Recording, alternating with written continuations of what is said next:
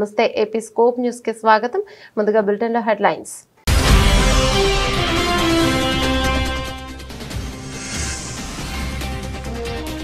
Trump పేరుతో కీలకమైన భారత్ ను కోల్పోయే ప్రమాదం ఉంది. అమెరికా మాజీ అధికారి తీవ్ర ఆగ్రహం.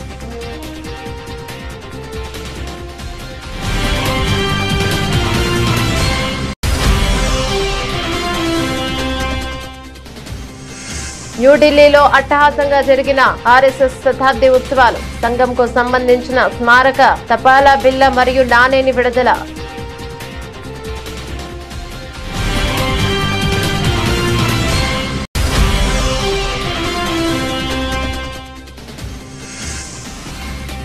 కేంద్రంతో ఘర్షణ వద్దు, నరేంద్ర మోదీని నమ్మండి. సిద్ధరామయ్య ప్రభుత్వానికి కేంద్ర మంత్రి సూచన.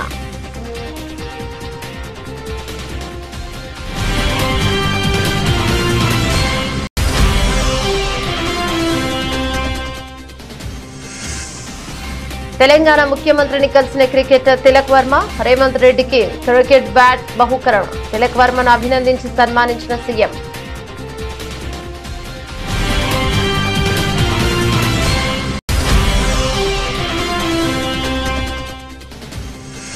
పదవి బాధ్యతలు చేపట్టిన తెలంగాణ నూతన డీజీపీ వామపక్ష తీవ్రవాదాన్ని అణచివేయడంలో కీలక పాత్ర పోషించి మంచి గుర్తింపు పొందిన శివధర్ రెడ్డి.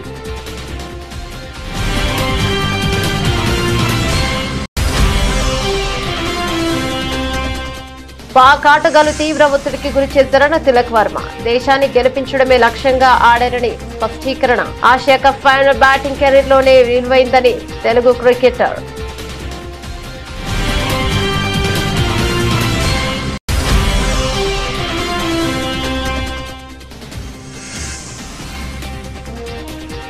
నన్ను జైలులో దారుణంగా చూశారు. ఎంపీ మిథున్ రెడ్డి సంచలన వ్యాఖ్యలు.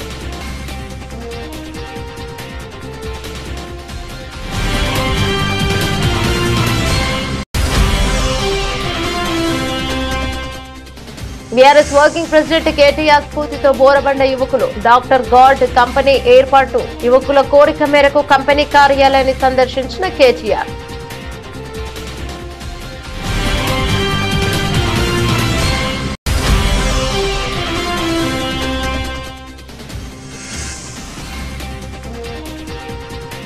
నన్నేమైనా చేసుకోండి, మా వాళ్ళను వేధించవద్దు. టీవీకే చీఫ్ విజయ్ భావోద్వేగ వీడియో.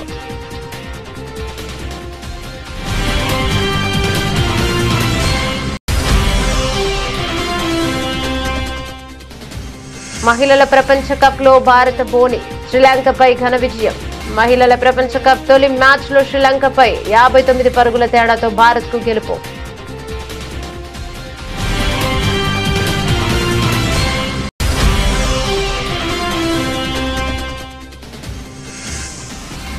ధన పిశాచిగా సోనాక్షి సిన్హా. సుధీర్ బాబు జటాధర నుంచి కొత్త సాంగ్ విడుదల.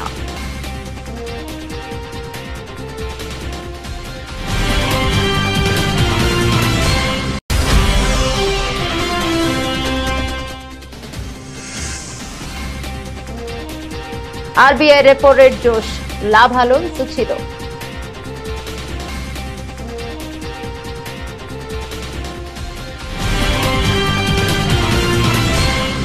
డీటెయిల్స్ చూస్తే రష్యా నుంచి పెద్ద మొత్తంలో చమురు కొనుగోలు చేస్తున్న చైనాను వదిలి కేవలం భారత్ పై టారిఫ్ పేరుతో ఆంక్షలు విధించడం సరికాదని అమెరికా అధ్యక్షుడు డొనాల్డ్ ట్రంప్ తీరును ఆ దేశ మాజీ జాతీయ భద్రతా సలహాదారు జాన్ బోల్టన్ విమర్శించారు. భారత్ విషయంలో ట్రంప్ అనుసరిస్తున్న విధానాన్ని ఆయన తప్పుపట్టారు.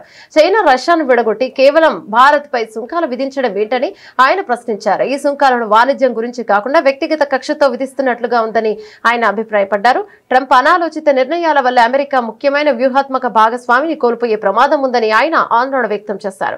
ట్రంప్ కొన్ని లక్ష్యాలతో రెండోసారి అధికారంలోకి వచ్చారని, అందుకోసం ఆయన దేనికైనా సిద్ధమవుతున్నారని విమర్శించారు. అమెరికా రాజకీయాల్లో ఏమాత్రం ఆమోదయోగ్యం కాని విధంగా ఆయన వ్యవహరిస్తున్నారని ఆయన అన్నారు. అమెరికాలో గతంలో ఎప్పుడూ ఇలా జరగలేదని వ్యాఖ్యానించారు. భవిష్యత్తులోనూ ఇలాంటి పరిస్థితులు రాకూడదని జాన్ బోల్టన్ ఆకాంక్షించారు. న్యూఢిల్లీలో అట్టహాసంగా జరిగిన ఆర్ఎస్ఎస్ శతాబ్ది ఉత్సవాల్లో ప్రధాని మోదీ పాల్గొన్నారు. ఈ సందర్భంగా సభను ఉద్దేశించి ప్రధాని మోదీ ప్రసంగించారు.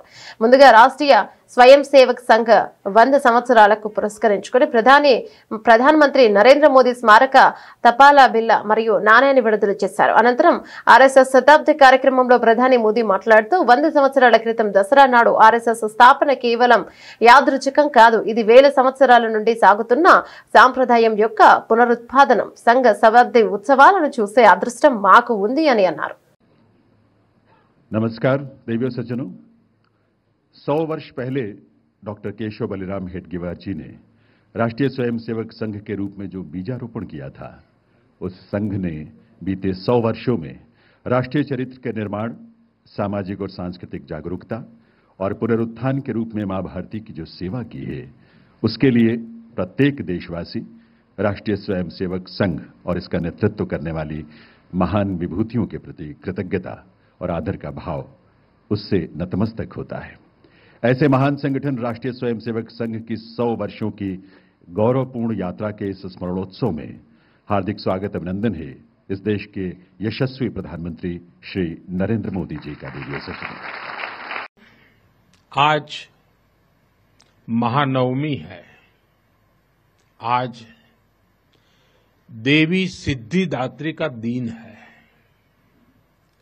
मैं सभी देशवासियों को नवरात्रि की बधाई देता हूं। कल विजयादशमी का महापर्व है।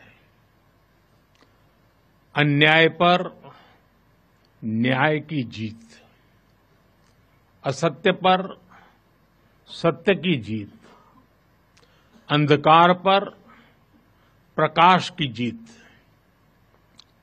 विजयादशमी भारतीय संस्कृति के इस विचार और विश्वास का कालजयी उद्घोष है।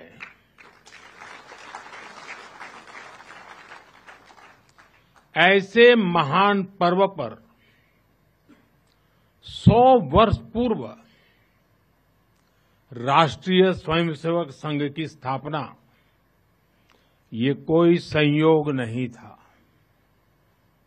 ये हजारों वर्षों से चली आ रही उस परंपरा का पुनरुत्थान था, जिसमें राष्ट्र चेतना समय समय पर उस युग की चुनौतियों का सामना करने के लिए नए नए अवतारों में प्रकट होती है। इस युग में संघ उसी अनादि राष्ट्र चेतना का पुण्य अवतार है। కేంద్ర ప్రభుత్వంతో నిత్యం ఘర్షణ పడవద్దని, అలాంటి చర్యలు ఆశించిన ఫలితాలను ఇవ్వదని కేంద్ర మంత్రి కుమారస్వామి కర్ణాటకలోని కాంగ్రెస్ ప్రభుత్వానికి సూచించారు. ఢిల్లీలోని తన నివాసంలో ఆయన మీడియాతో మాట్లాడుతూ ప్రధానమంత్రి నరేంద్ర మోదీని విశ్వసించాలని అన్నారు. మీ విజ్ఞప్తిని ఆయనకు సమర్పిస్తే కేంద్రం తప్పకుండా స్పందిస్తోందని తెలిపారు. కేంద్రం పట్ల అనుసరిస్తున్న ఘర్షణాత్మక వైఖరిని వీడనాడాలని ఆయన హితవు పలికారు. ఉత్తర కర్ణాటకలో భారీ వర్షాలు వరదల తీవ్ర నష్టం కలిగిస్తున్నప్పటికీ ఇప్పటి వరకు కర్ణాటక రాష్ట్రం నుంచి ఒక్క మంత్రి కానీ అధికారం కానీ కేంద్ర మంత్రులను కలవలేదని ఆయన ఆరోపించారు. సహాయక చర్యలు చేపట్టడానికి బదులు వీడియో కాన్ఫరెన్స్ ఏర్పాటు చేసి నిరసన వ్యక్తం చేసేలా ఎలా అని ప్రశ్నించారు. ఇక కేంద్రంలో మోదీ ప్రభుత్వం ఏర్పడి ఏడాది దాటిందని, కానీ ఇప్పటి వరకు రాష్ట్రం నుంచి ఒక్క మంత్రి కూడా వచ్చి తనను కలవలేదని ఆయన అన్నారు. విమర్శలు చేయడం వల్ల ప్రయోజనం ఉండదని, ఢిల్లీకి వచ్చి కేంద్రంతో చర్చించి సమస్యను పరిష్కరించుకోవాలని సూచించారు. ఈ సందర్భంగా బెంగళూరు నగర పరిస్థితిని కూడా ఆయన ప్రస్తావించారు. ఇష్టానుసారంగా హామీలిచ్చి వాటిని నెరవేర్చలేదని, పైగా ఇప్పుడు బస్సు ఛార్జీలు పెంచడంలో ప్రైవేట్ సంస్థలతో ప్రభుత్వం పోటీ పడుతోందని విమర్శించారు. ಪಾದಯಾತ್ರೆ ಮಾಡ್ಕೊಂಬಂದರು, ನಾವೇನು ಪಾದಯಾತ್ರೆ ಮಾಡಿದ್ವ? ಕೇಂದ್ರ ಸರ್ಕಾರದ ಮುಂದೆ ಯಾವ ರೀತಿ ನಡ್ಕೋಬೇಕು ಅನ್ನೋದನ್ನೇ ಮೊದಲು ಇವರು ಕಲಿತೆ. ಪ್ರತಿನಿತ್ಯ ಕೇಂದ್ರ ಸರ್ಕಾರನ ಬೈಕೊಂಡು ಓಡಾಡಿದ್ರೆ ರಾಜಕಾರಣ ಮಾಡೋದು ಬೇರೆ. ರಾಜ್ಯದ ಅಭಿವೃದ್ಧಿ ಬಂದಾಗ ಯಾವ ರೀತಿ ನಾವು ಕೇಂದ್ರ ಸರ್ಕಾರದ ಜೊತೆ ಹೊಂದಾಣಿಕೆ ಮಾಡ್ಕೋಬೇಕು ಅನ್ನೋ ಒಂದು ಸಣ್ಣ ಕನಿಷ್ಠ ಒಂದು ಅವರಲ್ಲಿ ಸೌಜನ್ಯ ಬೇಡವಾ? ಸೊ ಡಿ ಕೆ ಶಿವಕುಮಾರ್ ಅವರು ಪದೇ ಪದೇ ಈ ವಿಚಾರ ಹೇಳಿದ್ದಾರೆ ಹಲವಾರು ಸಂದರ್ಭ, ಮೇಕೆದಾಟು ವಿಚಾರ ಇರ್ಬೋದು, ಮೊನ್ನೆ ಮಹಾರಾಷ್ಟ್ರದವರು ಪುನಃ ಇದು ತಕರಾರು ತೆಗೆದಿರೋದು ಈಗಿರ್ಬೋದು. ಅಂದ್ರೆ ಕೇಂದ್ರ ಸಚಿವರುಗಳು ಕರ್ನಾಟಕ ಪ್ರತಿನಿಧಿಗಳು ಮಾತಾಡ್ತಿಲ್ಲ, ಎಂಪಿಗಳು ಮಾತಾಡ್ತಿಲ್ಲ. ಅದ್ರ ಜೊತೆಗೆ ಪರಿಹಾರ ಅಂತ ಬಂದಾಗ ನಮ್ಮ ಪರವಾಗಿ ಅವ್ರು ಲಾಬಿ ಮಾಡ್ತಾ ಇಲ್ಲ ಅನ್ನುವಂತ ಅರ್ಥದಲ್ಲಿ ಮಾತಾಡಿದ್ದಾರೆ. ಯಾವ ಥರ ಲಾಬಿ ಮಾಡಬೇಕು? ಅವರು ದಿನ ಪ್ರಧಾನಮಂತ್ರಿಗಳನ್ನ ಬೈತಾ ಇರಬೇಕು, ಕೇಂದ್ರ ಸರ್ಕಾರನ ಬೈತಾ ಇರಬೇಕು, ನಾವಿಲ್ಲಿ ಲಾಬಿ ಮಾಡಬೇಕು ಅವರಿಗೆ? ಇಲ್ಲ ಹೋಗಲಿ, 1.5 ವರ್ಷ ಆಯ್ತಲ್ಲ, ಇವತ್ತಿನವರೆಗೆ ಯಾರಾದರೂ ಒಬ್ಬ ಮಂತ್ರಿ ಬಂದು ಅನ್ನೋದು ಚರ್ಚೆ ಮಾಡಿದ್ರೆ, ಯಾವುದೋ ಬೀದಿಲಿ ನಿಂತ್ಕೊಂಡು ಮಾತಾಡಿದ್ರೆ ಆಯ್ತು. ఆసియా కప్ ఫైనల్ రాణించిన తెలుగు యువ క్రికెటర్ తిలక్ వర్మ తెలంగాణ రాష్ట్ర ముఖ్యమంత్రి రేవంత్ రెడ్డిని కలిశారు. జూబ్లీ హిల్స్ లోని ముఖ్యమంత్రి నివాసంలో సమావేశం జరిగింది. సందర్భంగా తిలక్ వర్మ రేవంత్ రెడ్డి ప్రత్యేకంగా అభినందించి సత్కరించారు. సందర్భంగా తిలక్ వర్మ సీఎం రేవంత్ రెడ్డిని క్రికెట్ బ్యాట్ ను బహుమతిగా అందజేశారు. క్రీడా శాఖ మంత్రి వాక్టి శ్రీహరితో కలిసి తిలక్ వర్మ ముఖ్యమంత్రిని కలిశారు. ఆసియా కప్ 2025 ఫైనల్ మ్యాచ్ లో పాకిస్తాన్ పై భారత్ విజయంలో తిలక్ వర్మ కీలక పాత్ర పోషించిన విషయం తెలిసిందే.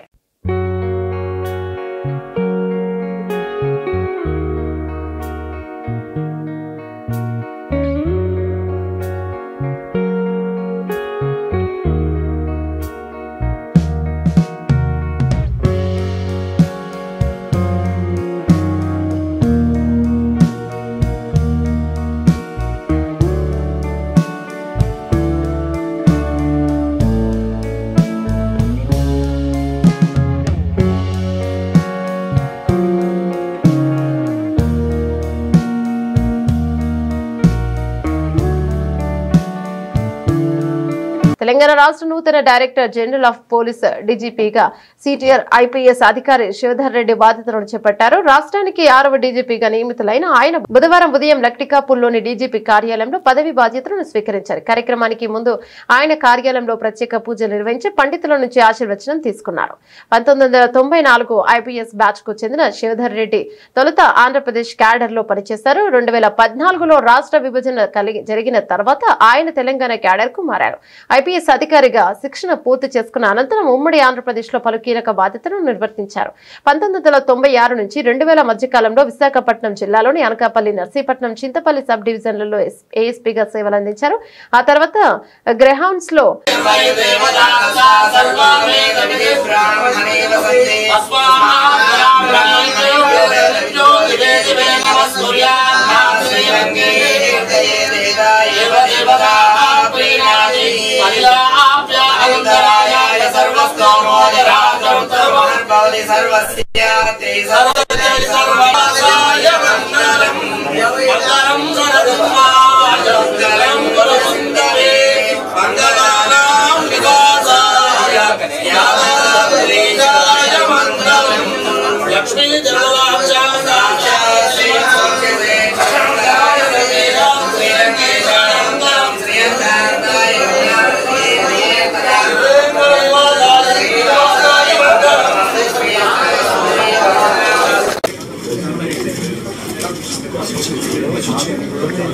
డీజీపీ చార్జ్ తీసుకున్నాను కాబట్టి ఇంతకంటే నేను చెప్పవలసింది ఏం లేదు.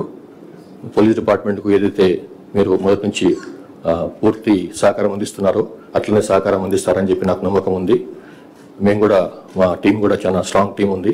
వాళ్ళు కూడా ఎప్పటికప్పుడు మీకు ఇన్ఫర్మేషన్ అందిస్తుంటారు ఏమైనా విషయాలపైన. దయచేసి ఆథెంటిక్ ఇన్ఫర్మేషన్ అందుకున్న తర్వాతనే మీరు ఏదైనా రాసినా కానీ చూపించినా కానీ బాగుంటుందని చెప్పి నా యొక్క విన్నపం. So thank you very much. Have a great Dasara again. మాకు pink book, blue, red, white అట్లా ఏముండదు. మాదంతా only khaki book. Khaki book అంటే సిఆర్పిసి, ఐపీసీ చట్టాలతో ప్రకారం పోతాము. ఆ ఖాకీ బుక్ అంటే అన్ని కలిస్తే ఖాకీ బుక్ అవుతుంది. ఇదే మాకు తెలిసిన కలర్ కానీ మిగతా కలర్ సంబంధం లేదు.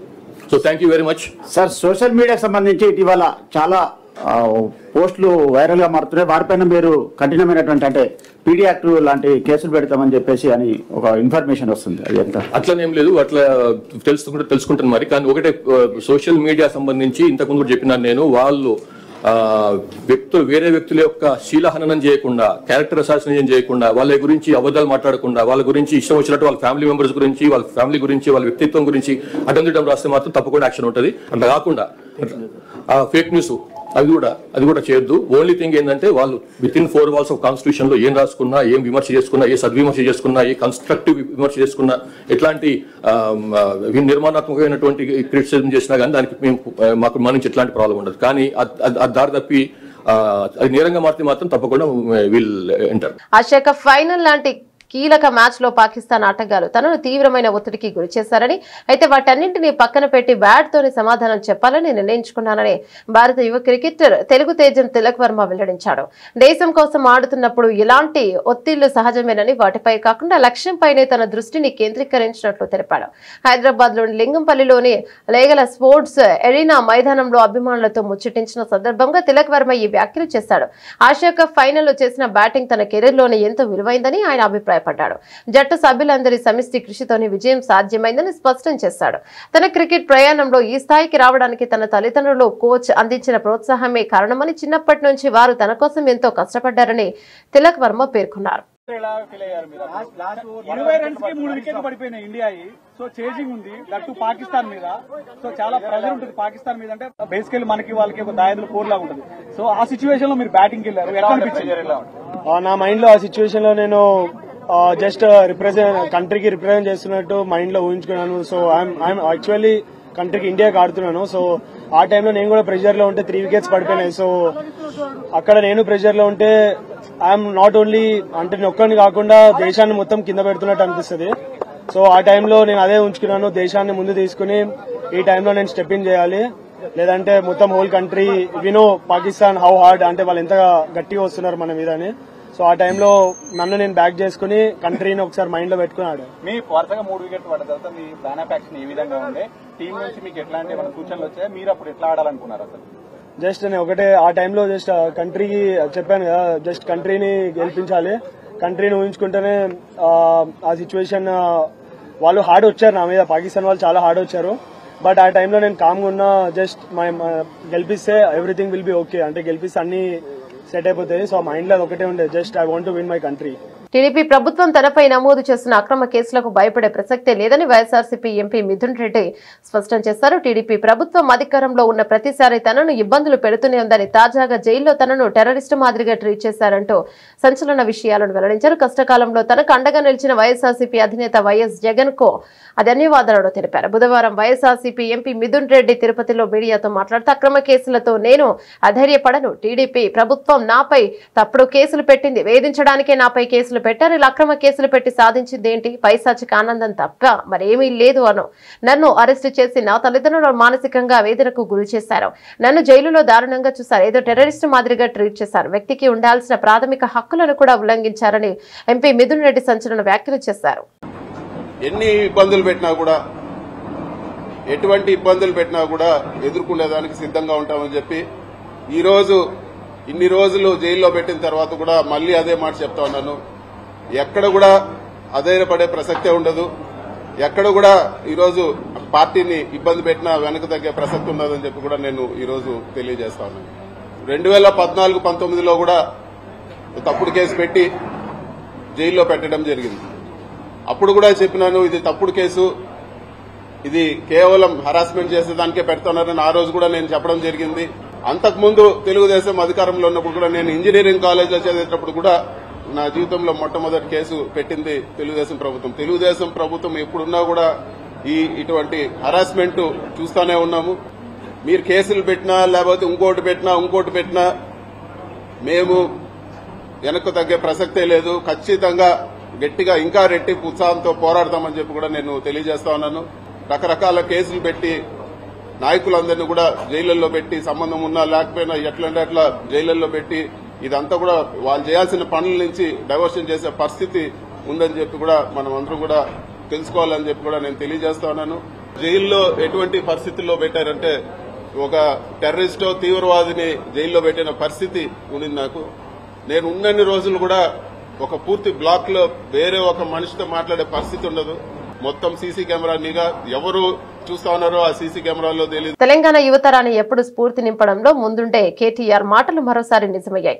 ఉద్యోగాలు అడిగేవారుగా కాదు, ఉద్యోగాలు ఇచ్చేవారిగా ఉండాలి అని కేటీఆర్ ఇచ్చిన పిలుపుతో స్ఫూర్తి పొందిన ఊరబండకు చెందిన 9 మంది యువకులు కలిసి డాక్టర్ గార్డ్ పేరుతో వాటర్ ప్రూఫ్ సొల్యూషన్స్ కంపెనీని ప్రారంభించారు. ఉద్యోగ ప్రదాతలుగా యువకులు యువ మిత్రులు ప్రారంభించిన కంపెనీ ప్రాంగణాన్ని వారి కోరిక మేరకు కేటీఆర్ సోమవారం సందర్శించారు. ఈ సందర్భంగా యువకులతో మాట్లాడిన కేటీఆర్ ఉద్యోగాలు అడగడం కాకుండా 10 మందికి ఉపాధి కల్పించాలన్న గొప్ప లక్ష్యంతో వీరు ఈ కంపెనీని ప్రారంభించడం అభినందనీయమన్నారు.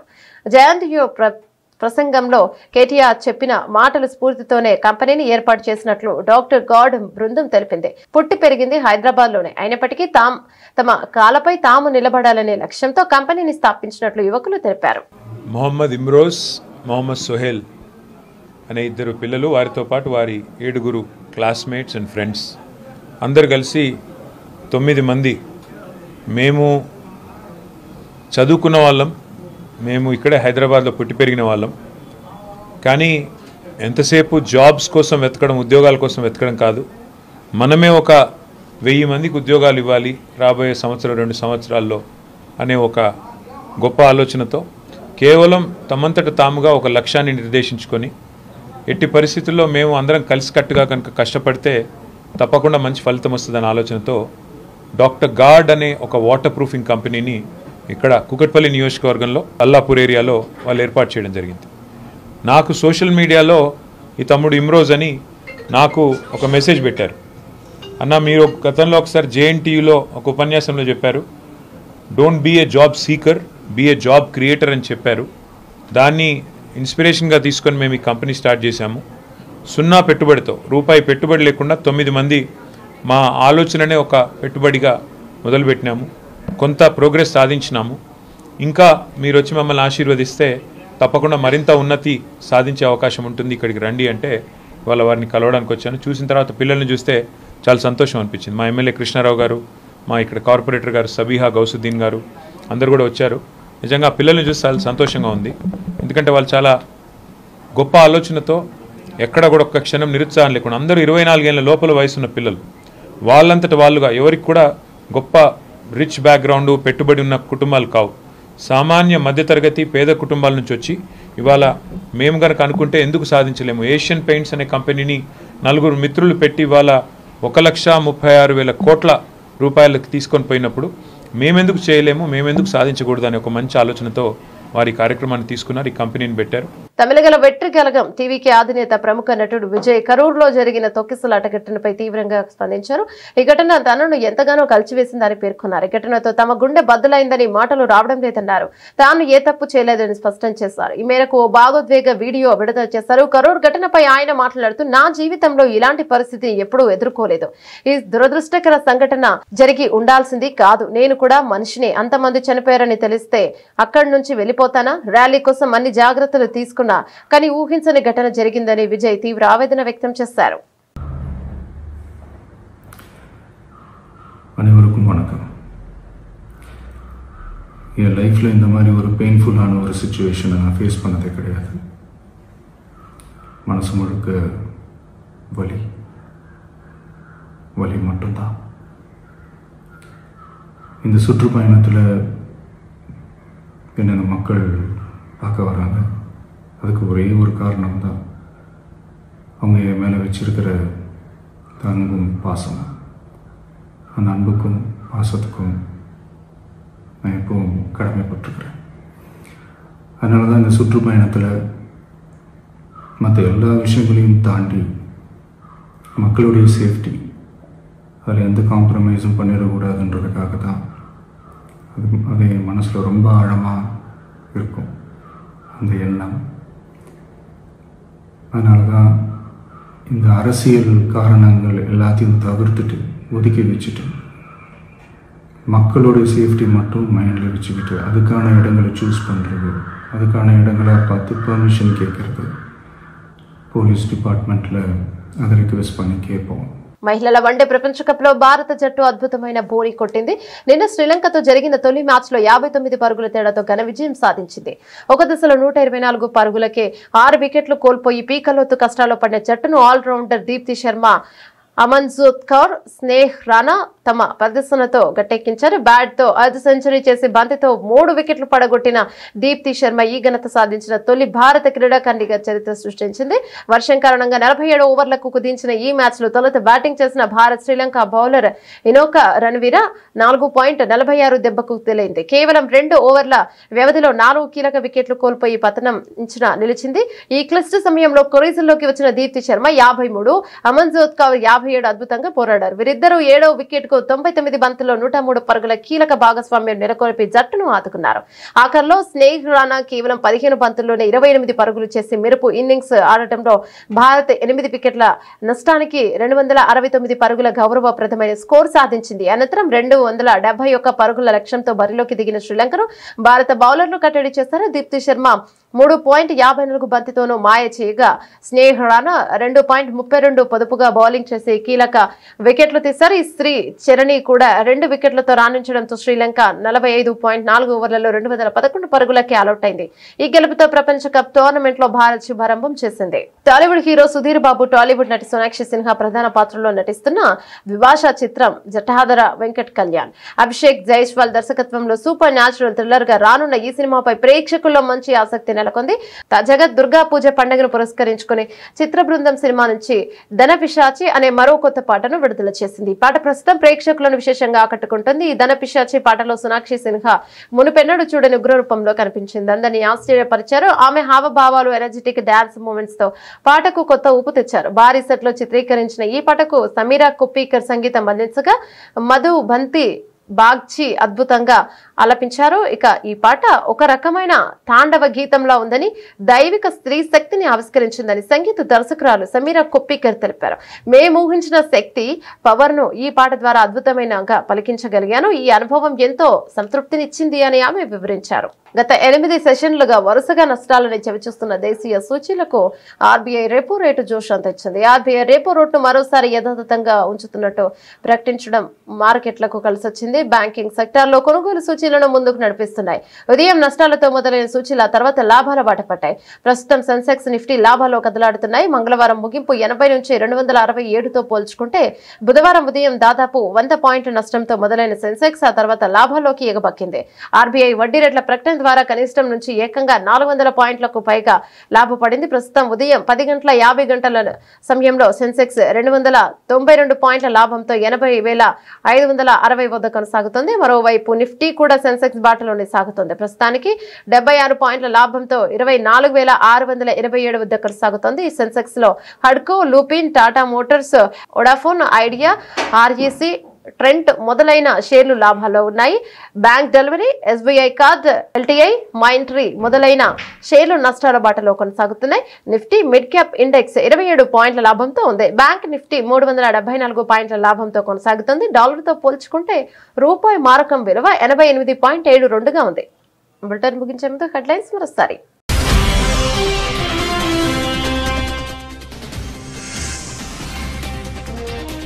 ట్రంప్ పేరుతో కీలకమైన భారత్ ను కోల్పోయే ప్రమాదం ఉంది. అమెరికా మాజీ అధికారి తీవ్ర ఆగ్రహం.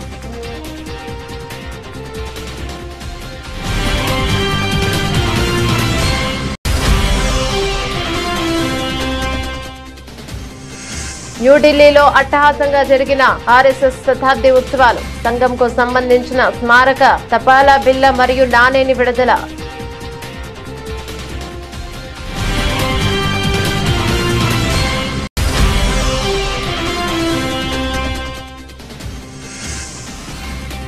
కేంద్రంతో ఘర్షణ వద్దు, నరేంద్ర మోదీని నమ్మండి. సిద్ధరామయ్య ప్రభుత్వానికి కేంద్ర మంత్రి సూచన.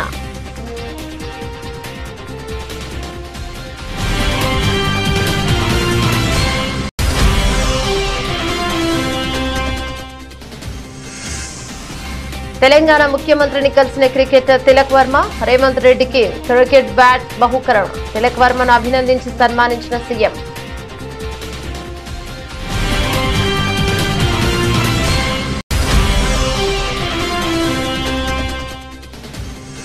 పదవి బాధ్యతలు చేపట్టిన తెలంగాణ నూతన డీజీపీ వామపక్ష తీవ్రవాదాన్ని అణచివేయడంలో కీలక పాత్ర పోషించి మంచి గుర్తింపు పొందిన శివధర్ రెడ్డి.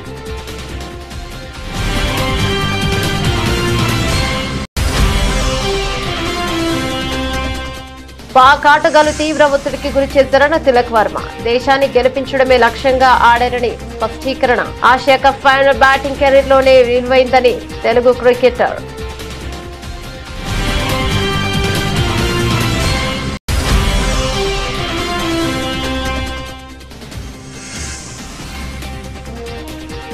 నన్ను జైలులో దారుణంగా చూశారు. ఎంపీ మిథున్ రెడ్డి సంచలన వ్యాఖ్యలు.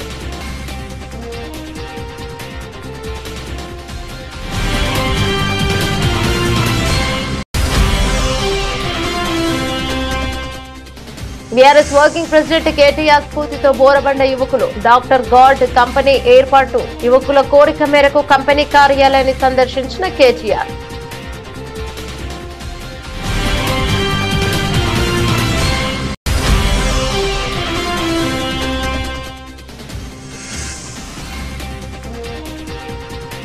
నన్నేమైనా చేసుకోండి, మా వాళ్ళను వేధించవద్దు. టీవీకే చీఫ్ విజయ్ భావోద్వేగ వీడియో.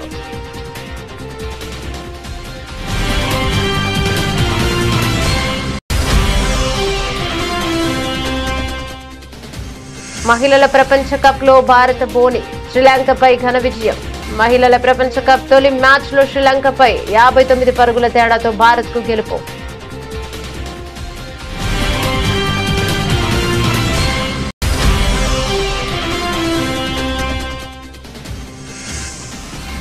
ధన పిశాచిగా సోనాక్షి సిన్హా. సుధీర్ బాబు జటాధర నుంచి కొత్త సాంగ్ విడుదల.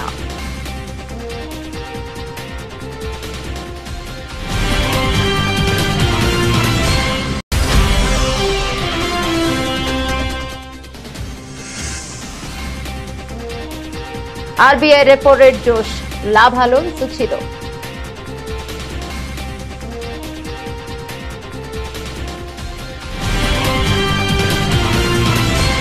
ఇవి బులెటిన్ డీటెయిల్స్. మరో బులెటిన్లో మళ్ళీ కలుద్దాం. అంతవరకు సెలవు. నమస్తే.